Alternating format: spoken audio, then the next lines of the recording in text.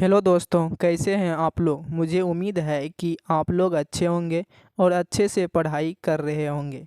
इस वीडियो में आपको बताने वाले हैं एनसीईआरटी क्लास 8th अतीत से वर्तमान चैप्टर 1 कब, कहाँ और कैसे। और इसके अंतर्गत जितने भी प्रश्न हैं सभी प्रश्न का उत्तर करेंगे। चलिए स्टार्ट करते हैं। पहला प्रश्न है, प्राचीन काल में मनुष्य की जिंदगी में आने वाले 5 मुख्य परिवर्तन क्या हो सकते हैं। इसका उत्तर हो जाएगा, प्राचीन काल में मनुष्य का जीवन मुख्य रूप से कृषि पर आधारित था। धीरे धीरे अन्य आर्थिक कार्यों का विस्तार हुआ, जिससे वाणिज्य व्यापार का विस्तार शुरू हुआ। इससे गांव प्रधान विश्व में शहरी जीवन की रफ्तार बढ़ने लगी। धीरे धीरे महत्वपूर्ण परिवर्तन के बतौर प्रौद्योगिकी एवं विज्ञान का समाज में विस्तार हुआ। लोगों की विचार धारा और रहन सहन में भी बदलाव आया। पर वस्तुतः हम कह सकते हैं कि प्राचीन काल में मनुष्य की जिंदगी में 5 मुख्य परिवर्तन इस प्रकार हैं। पहला है वाणिज्य व्यापार का विस्तार। दूसरा है शहरीकरण का बढ़ना। तीसरा, विश्व के अन्य भागों का समुद्री मार्ग से मुख्यतः जुड़ना। चौथा है प्रौद्योगिकी। पांचवा है विज्ञान और वैज्ञानिक सोच का विस्तार होना। क्लियर है। अगला क्वेश्चन है, मध्यकाल में सामाजिक और राजनीतिक क्षेत्रों में आए 5 मुख्य परिवर्तन क्या हो सकते हैं। इसका उत्तर हो जाएगा, मध्यकाल में सामाजिक और राजनीतिक क्षेत्रों में कई परिवर्तन दृष्टिगोचर होते हैं। मध्ययुगीन आर्थिक जीवन मुख्य रूप से कृषि पर आधारित था, पर कृषि के साथ साथ इस युग में अन्य आर्थिक गतिविधियां बढ़ने लगी। इससे वाणिज्य व्यापार और शहरी जीवन की रफ्तार बढ़ने लगी। खेतों की कुड़ाई के लिए फावड़ा या कुदाल की जगह हल का उपयोग होने से कृषि कर्म को विकास मिला। खेती में प्रौद्योगिकी के समावेश से कृषि से लाभ बढ़ गया। 13वीं शताब्दी में चरखे और धुनकी के प्रयोग से सूती कपड़े की गुणवत्ता व उत्पादन में वृद्धि हुई।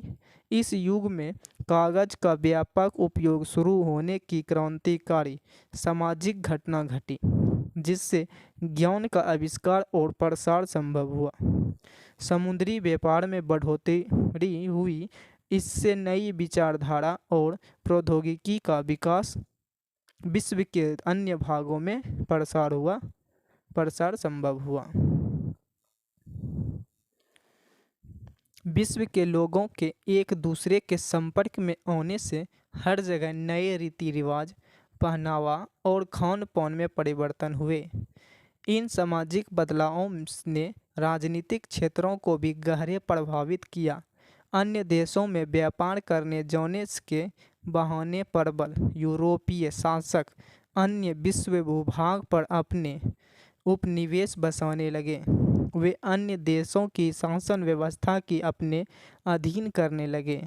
शोषित देशों के शासक आपसी झगड़े में व्यस्त होने से फूट के कारण अधीन हो गए। अपने देशों को विदेशी हुकूमत से मुक्ति दिलाने के लिए एकजुट होने लगे।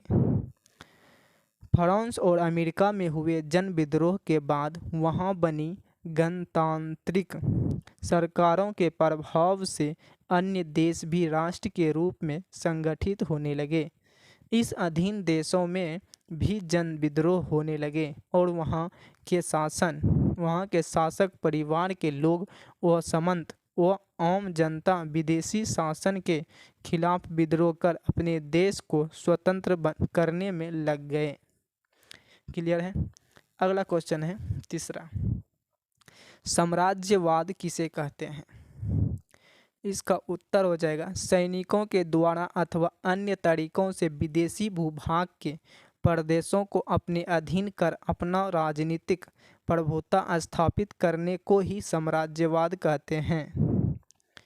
अगला है अत्याचार और शोषण के शिकार हमारे देश में किस प्रकार की सरकार है, उसके नीति निर्देशक सिद्धांत पर चर्चा करें। इसका उत्तर हो जाएगा, हमारे देश में वैसी राज्य सरकारें अत्याचार और शोषण की शिकार हैं जो केंद्र में बनी सरकार की पार्टी या राजनीतिक संगठन से अलग है। यानी केंद्र में जिस पार्टी की सरकार है उस पार्टी से जुड़े लोग अन्य राज्यों में भी सरकार बनाए हैं, तो उनको तो सारी सुविधाएं मिलती है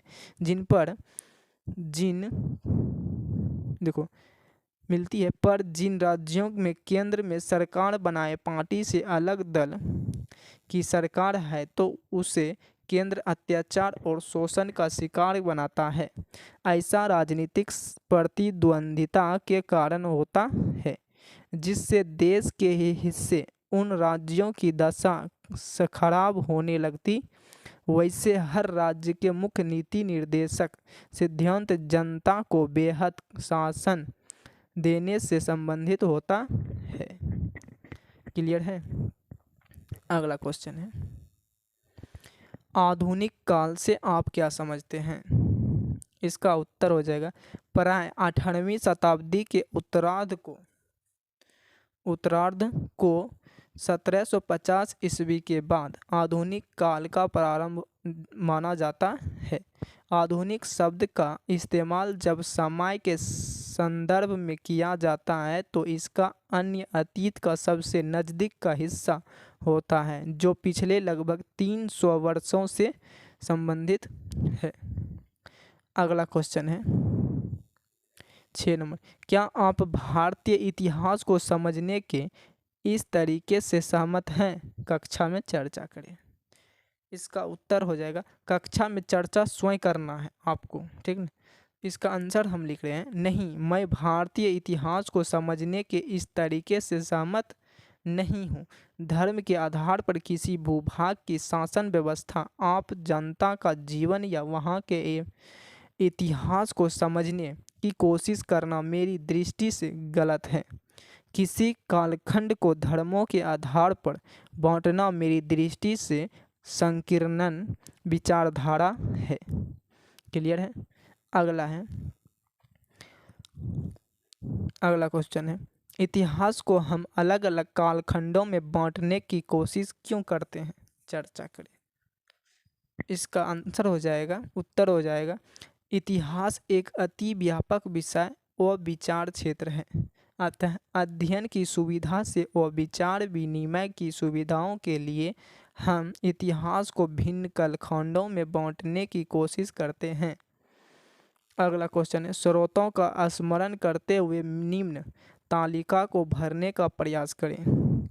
प्राचीन काल इधर है, इधर मध्य काल है। प्राचीन काल शिलालेख, मध्यकाल में पांडुलिपि, प्राचीन काल में था चट्टाने, मध्यकाल में अभिलेख, प्राचीन काल में सिक्के, मध्यकाल में मिनीचेयर लघु चित्र, प्राचीन काल में ताम्रपत्र, मध्यकाल में साहित्य रचनाएं, प्राचीन काल में गुफा चित्र, मध्यकाल में ऐतिहासिक लेखन, संस्मरण व यात्रा वृत्तांत।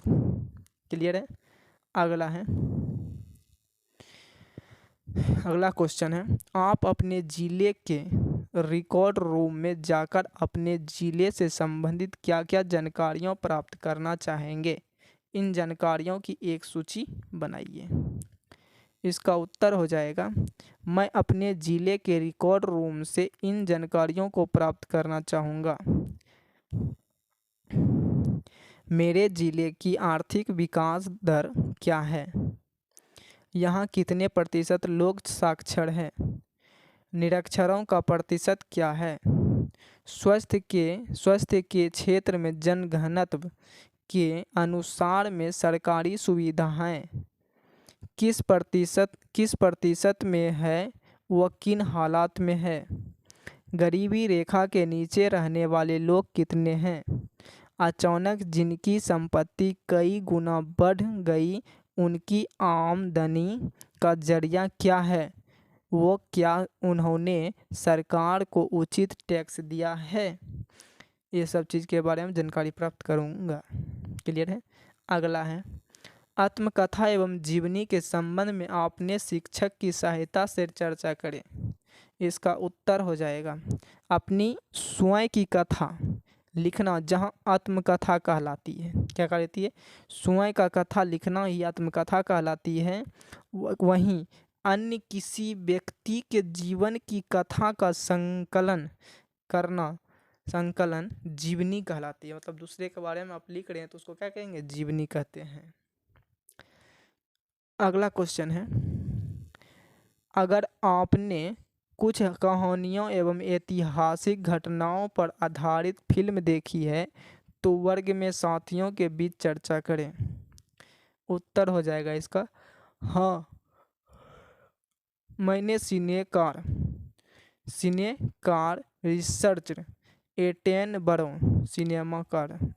रिचर्ड एटेनबरो की फिल्म गांधी देखी थी।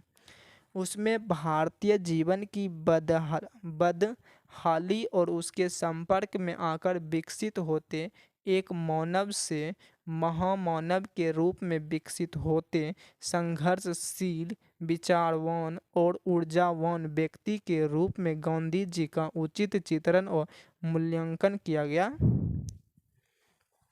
ठीक, क्लियर है। अगला क्वेश्चन है, कैमरे का आविष्कार कब हुआ और ऐतिहासिक स्रोत के रूप में फोटो का क्या महत्व है? इसका उत्तर हो जाएगा करीब 200 साल पहले कैमरे का आविष्कार हुआ था। भारत में इसका इस्तेमाल 1850 ईस्वी के दौरान शुरू हुआ। मुगल साम्राज्य के अंतिम बादशाह बहादुर शाह द्वितीय का फोटो उपलब्ध है। वह पहला और आखिरी मुगल शासक था जिसकी फोटो कैमरे से खींची गई थी। ऐतिहासिक स्रोत के रूप में व्यक्तियों, स्थानों और वस्तुओं के फोटो बहुत उपयोगी जीवित होते हैं। इससे इतिहास को समझने में मदद मिलती है। आगे है अभ्यास से, रिक्त स्थानों को भरिए। पहला है, पूंजीपतियों का मुख्य उद्देश्य था अधिक से अधिक मुनाफा कमाना। मुनाफा क्या है? यहाँ पे डैश था, यहीं पे खाली स्थान था, रिक्त स्थान को भर दिए हैं। अगला है, उसको जो हम कलर कर चुके हैं, जो खाली स्थान था। 15वीं शताब्दी में एक नए आंदोलन की शुरुआत हुई जिसे पुनर्जागरण कहते हैं। मशीनों से वस्तुओं के उत्पादन की प्रक्रिया को औद्योगिक क्रांति कहते हैं। अभिलेखागारों में सरकारी दस्तावेजों को सुरक्षित रखा जाता है। अगला है, समय के साथ देश और राज्य की भौगोलिक सीमाओं में परिवर्तन होते रहते हैं। ठीक है, क्लियर है। अगला है, सही और गलत बताइए। वैज्ञानिक पद्धति का अर्थ है प्रश्न प्रस्तुत कर प्रयोग द्वारा ज्ञान प्राप्त करना। सही है। आंदोलन इतिहासकार जेम्स मिल का भारतीय इतिहास का धर्म के आधार पर बांटना उचित था? नहीं था, गलत है। अमेरिकी स्वतंत्रता संग्राम के बाद वहां के लोगों ने गणतंत्र प्रणाली की शुरुआत नहीं की। गलत है, शुरुआत की थी। ऐतिहासिक स्रोतों से एक आम आदमी के बारे में भी जानकारी मिलती है। गलत है। आज़ादी के पहले हमारे देश की जो भौगोलिक सीमा की आज़ादी के बाद भी वही रह गई, नहीं रही वही। गलत है। क्लियर है। आगे आइए विचार करें। पहला क्वेश्चन है इसका, मध्यकाल और आधुनिक काल के ऐतिहासिक स्रोतों में आप क्या फर्क पाते हैं? उदाहरण सहित लिखिए। इसका उत्तर हो जाएगा मध्यकाल के ऐतिहासिक स्रोत जैसे अभिलेख, पत्थरों, चट्टानों, ताम्रपात्रों, पांडुलिपियों की मदद से कुछ खास लोगों, विशेषतः शासकों के बारे में कुछ ही जानकारियाँ मिलती है। पर आधुनिक काल में ऐतिहासिक स्रोतों की संख्या अधिक और व्यापक जानकारी वाले और अधिक प्रामाणिक हो गए। आधुनिक युग में इन स्रोतों की संख्या और विविधता में और भी वृद्धि एक स्पष्ट उदाहरण से इसे समझा जा सकता है। मध्यकाल में हाथ से पांडुलिपियां बनती थी, जिनकी संख्या बेहद सीमित होती थी, पर आधुनिक युग में छापे खाने प्रेस के आविष्कार से सरकारी विभाग की कार्रवाइयों तक के दस्तावेज की कई प्रतियां बनना संभव हो गया। इन महत्वपूर्ण दस्तावेजों की प्रतियों को अभिलेखागारों एवं पुस्तकालयों में देखा जा सकता है। अब ये भी बड़े महत्वपूर्ण ऐतिहासिक स्रोत साबित हो रहे हैं। अगला क्वेश्चन है, जेम्स मिल ने भारतीय इतिहास को जिस प्रकार कालखंडों में बांटा, उससे आप कहाँ तक सहमत हैं? इसका उत्तर हो जाएगा 1817 ईस्वी में स्कॉटलैंड के अर्थशास्त्री, इतिहासकार और राजनीतिक दार्शनिक जेम्स मिल ने 3 खंडों में history of British India, British Bharat का इतिहास नामक एक पुस्तक लिखी। अपनी इस पुस्तक में जेम्स मिल ने भारत के इतिहास को हिंदू, मुस्लिम और ब्रिटिश इन 3 कालखंडों में बांटा। यह विभाजन इस विचार पर आधारित था कि शासकों का धर्म ही एकमात्र महत्वपूर्ण ऐतिहासिक परिवर्तन होता है। कालखंड के इस निर्धारण को उस वक्त लोगों ने मान भी लिया, पर ऐसा करना गलत था। किसी भी स्थान या देश के इतिहास या निर्धारण मात्र उस देश के शासक के धर्म पर नहीं होता। इसके पीछे कई कारक होते हैं, जिनमें आर्थिक, सांस्कृतिक, वैचारिक और राजनीतिक आदि कारण शामिल होते हैं। जेम्स मिल का भारतीय इतिहास के कालखंड को बांटने का जो आधार है, यानी शासकों का धर्म ही ऐतिहासिक परिवर्तन का आधार है, बेहद तकियानुसी विचार है और मैं ऐसे संकीर्ण विचार से सहमत नहीं हूँ। क्लियर है? अगला क्वेश्चन है,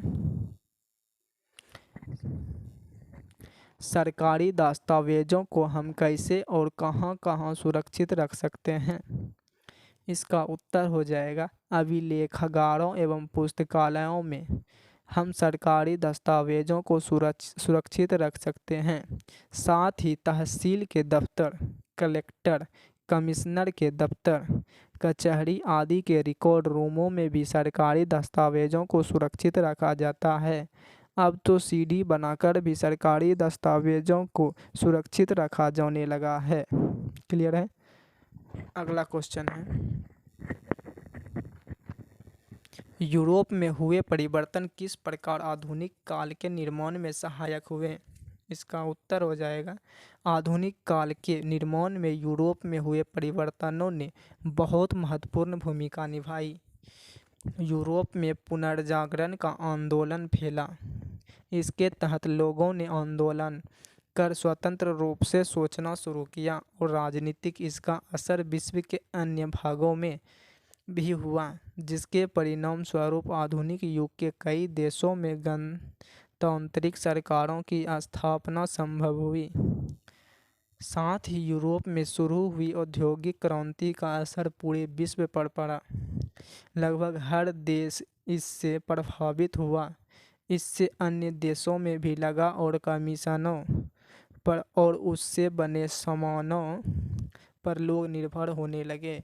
इन यूरोपीय घटनाओं से आधुनिक काल की प्रगतिशील दुनिया के निर्माण में महत्वपूर्ण भूमिका निभाई। क्लियर है? अगर आप लोग को हमारी वीडियो पसंद आए तो चैनल को सब्सक्राइब करके वीडियो को लाइक कर दें और अपने दोस्तों के साथ शेयर कर दें। आज की क्लास यहीं तक, फिर मिलते हैं अगले क्लास में। तब तक के लिए धन्यवाद।